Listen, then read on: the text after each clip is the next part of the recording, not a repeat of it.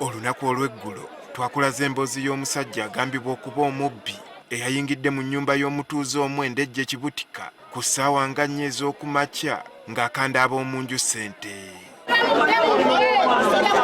Ono yawambye abaana ne maama waabwe Anita Nayeebale.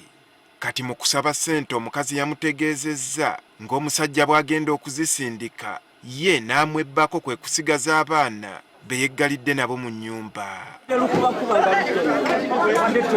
Omukazi olwakubye enduulu omusajja kwe kukkira abaana bana n'abatemaatema.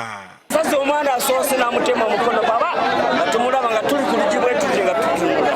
Olw'ekyo tubadde kumpi ffe mu lukubakubo. Oluvannyuma lwa poliisi okutuuka ng'eyambibwako abatuuze baasobodde okutaasa abaana bano era omuvubuka ono n'akubibwa amasasi agaamusse. Kati mu kukwata omwana ng'amweyambisanga engabo. Kati poliisi neyagala ekole ogwayo n'eremererwa okumukuba mu ssaawa ezo. N'agamba nti nga bwadde eri munda ajjukira alina ekisi. Tuzzeeyo okulaba oba omusajja ono abadde amanyikiddwa ku kyalo. Abamu ku bakulembeze abatagadde kulabikira ku kamera zaffe ne batutegeeza nga bw'abadde tamanyikiddwa ku kyalo.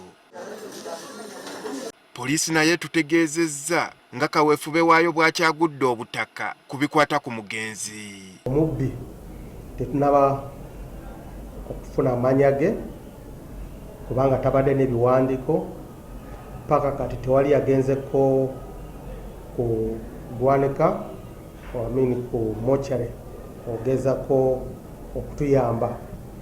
Bano essuubiri bali mu kasimu akakubiddwa amasasi ke baasanze n'omugenzi. Alina akasimu akakadde kala kasimu kamapeesa naye tekakola. Kati abakuku baffe batandise okugezako okukikanika n'okulaba nti tuyinza okufuna amawulire gonna agayinza okutuyamba mu kunoonyereza kwaffe gye tuli mu kukola ki gye tuli mu kukola. Onyanga agamba nti n'ekyendagabutonde gye bajja edda ku mugenzi nakyo baakukyesigamako kosa ebinkumu bye okumutegeera. Kati eno egenda kutuyamba tugenda gezako okuteeka oba okunoonyereza mu database yaffe okulaba nti oba yatukako poliisi yaffe nga musibe oba bamukuteko. Ye maama w'abaana abaatemeddwatemeddwa gwe tusanze mu ddwaliro atutegeezezza ng'abasawo bwe bakola buli ekisoboka okulaba ng'embeera y'abaana edda mu nteeko. The kids are not in perfect condition right now. The doctors are really doing their best. We've tried very many hospitals so far. We got the first aid from Naluja Hospital in Namasuba. We were transferred to Ruby Hospital, and right now we are in Mulago. Tumubuuzizza oba alina ky'amanyi ku mutamanya ŋŋambo ono eyabayingiridde n'atuddamu bw'ati. All along, by the time he entered the house, he was masked everywhere.